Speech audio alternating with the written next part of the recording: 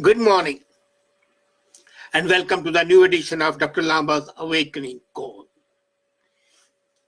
Mideast is practically a witch's cauldron, forever boiling, forever seething with the seeds of war and destruction. It can be a fight because of the Shia Sunnis. It can be because of the imposed democracy and the tribal urges. It can be so-called reform or so-called modernization against age-old customs, traditions. It can be because of the benevolent dictatorships being thwarted by the Western expansionism and imperialism. But whatever it is forever on the edge of a precipice, if not an abyss. And the Gulf War has been the most unredeeming feature of the Middle East. There have been 3 Gulf Wars already. And what we saw on Saturday is possibly the first shot of the Gulf War. The first shot for the more deadly Gulf War. Because this time, it is a war by proxy. Proxy between American hegemony and Iran's obduracy. The countries in the Gulf War often talk that the war with Iran is inevitable. And that is because they dream that they can draw America into such a war to even up the odds. Individually, they cannot compete or oppose Iran. With the blessing and the support of USA, they are capable of doing so. And the 4 men who carried out Saturday's attack on the parade in Ahvaz, in Iran's southern province of Khuzestan, were all well trained. And 4 of them killed 25 people, wounded 70 others before they were shot dead.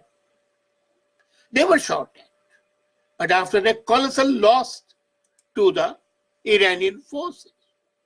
The question arises whether they were trained by the Islamic State or by the low-profile Ahvaz national resistance. And it is Ahvaz national resistance which has claimed credit for the attack. Both parties are possible.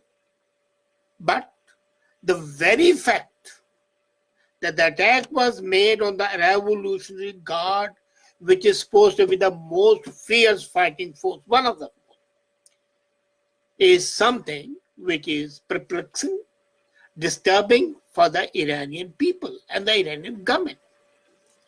Now, let's not deny that ISIS is an independent, ultra-extremist Sunni Muslim movement that has a mission to kill all non-believers, including Shias, is a principle for them. And most of the Iranians are Shias. So there are no big political implications if it was ISIS that planned and executed the attack. But that's a big if. If they planned and executed, then it was a fight between Shias and Sunnis, which does not have global implications. But if it was national resistance, then you can be sure these are the opening shots of the 4th Gulf War, because Ahvaz national resistance is a front body which is backed by Saudi Arabia and smaller states, which otherwise have no significance militarily. Economically, they are strong. Countries like United Arab Emirates, Bahrain. And Iran is convinced that it was Bahrain which instigated the attack when President Rouhani said, it's absolutely clear to us that who committed the crime and who are linked to. The small puppet countries in the region are backed by America, and US is backing them and giving them necessary capabilities. It's quite possible. There is no denying the fact that the likelihood, the probability of this being so is quite a lot. The Arab countries of the Gulf are smaller and weaker than Iran. They cannot, as I said earlier, dare even oppose Iran. So, and what they have done is they have talked themselves into a paranoid conviction that Iran intends to destroy them. It is possible that Iran wants to destroy them, but it can be a paranoia as well, that they are thinking that way. And possibly that again Shia-Sunni conflict is possibly the dominating factor. Iran wants to replace Sunni with a Shia Islam. So this is a religious fervor, a religious aim for Iran. And naturally, the Sunni countries are not going to tolerate it. And as I said, this talk of war has been there, and people have been assuming in that area that it's a matter of time before the actual war takes place. Now, United States President Donald Trump is also no lover of Iran. He has openly, through his surrogates, not directly stated that he wants to overthrow the Iranian government. One of the surrogates, who is also his personal lawyer, Rudolph Giuliani, said on Saturday that US sanctions were really hurting Iran, which they are. I don't know when we are going to overthrow them. It could be in a few days. It could be a couple of years, but it's going to happen.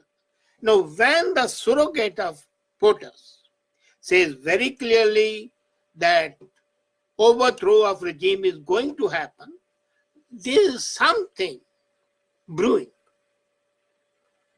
Though President Trump has time and again said, and I have been consistently telling the White House that under no circumstance you should go and overthrow regimes, whether you like them or not. No regime change must be promoted, but this statement by Rudolph Giuliani shows that possibly they're still thinking of changing this. So this could be a marriage made in heaven.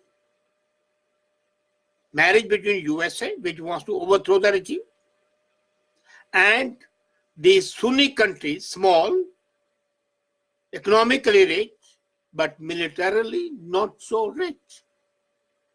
But there has to be some spark to ignite the war. Some Iranian action that gives Trump and the Gulf countries to attack Iran. For both sides think in terms of attacking Iran first and not in defending against a highly improbable Iranian attack. It's very, very clear that Iran would not take the initiative in attacking.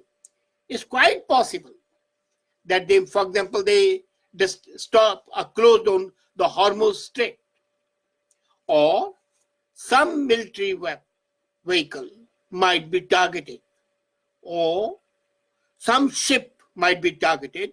And this is no longer the time of Obama, when the naval officers were arrested, captured, and mistreated. Now, if the case Iran does it, there'll be repercussions and very sledgehammer-like response. So Saudi Arabia's de facto ruler, I'm not talking of the king, but I'm talking of the crown prince, Mohammed bin Salman, had stated very clearly, we won't wait for the battle to be in Saudi Arabia. Instead, we will work so that the battle is for them in Iran. So the field of battle should be in Iran, because then the destruction of Iran is easy.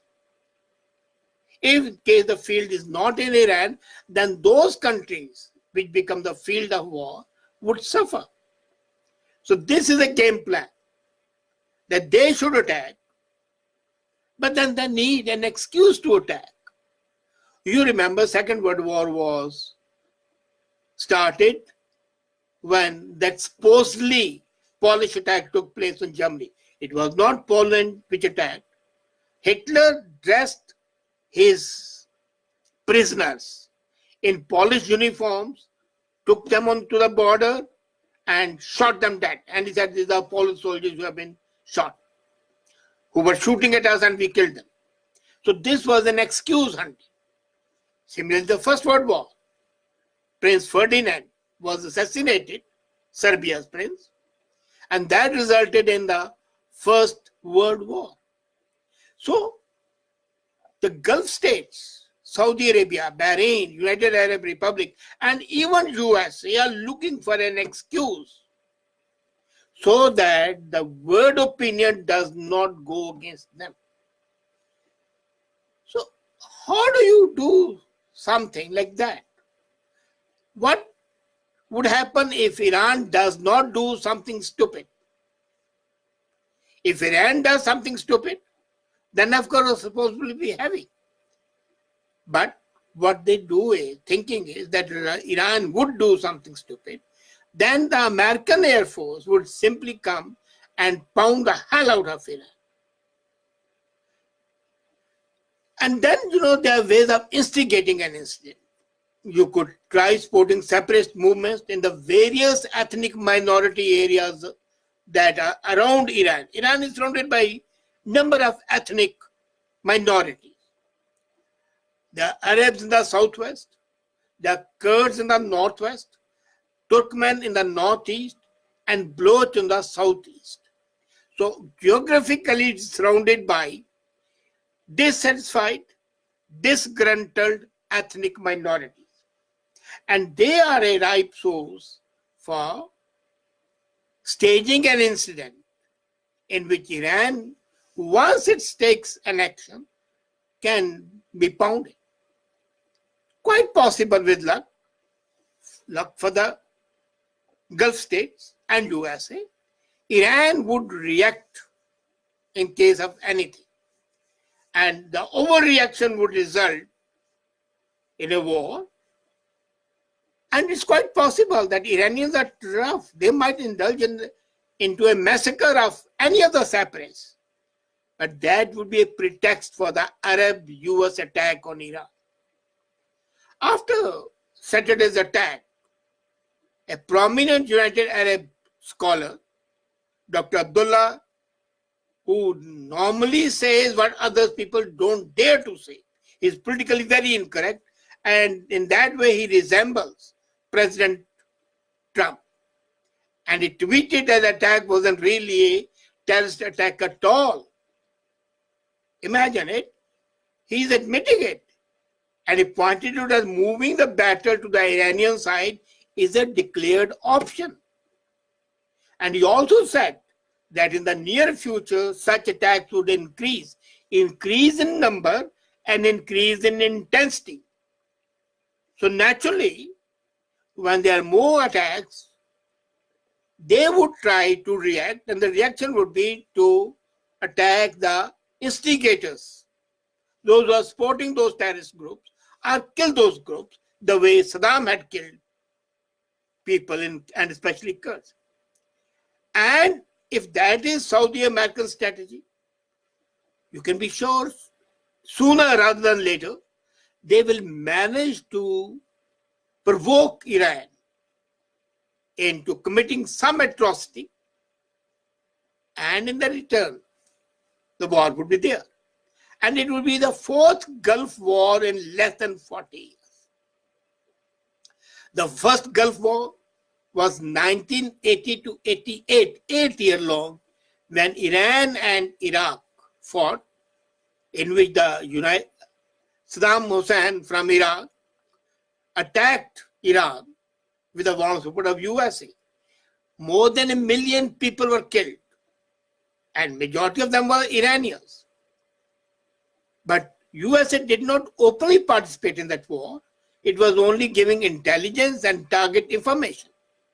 The second Gulf War was between 90 and 91, when Iraq and most of its Arab neighbors, the large number of Americans participated after Saddam attacked Kuwait. So that was the second Gulf War. The third Gulf War was in 2003, when George Bush invaded Iraq in the mistaken belief that Saddam had a hand in 9/11 attacks. Normally people talk of the first Gulf War and the second Gulf War. They are mistaken. These are the second and third. First was way back in 1991, 8-year long battle. And now this fourth attack coming soon after. The theater, quite a long distance from you, would be US Gulf War on Iran. Of course, the attack in Ahvaz on Saturday could have been another meaningless spasm of hatred by ISIS. If that is so, then we can heave a sigh of relief. And if that is not so, let's be prepared for the fourth Gulf War with the attendant shortage of the oil the world over. Soaring price of oil leading to the soaring prices of all products, because oil, gas, these are the major motivators of any economy. So let's wait and watch. But I think these are the first shot of the fourth Gulf War. Thank you.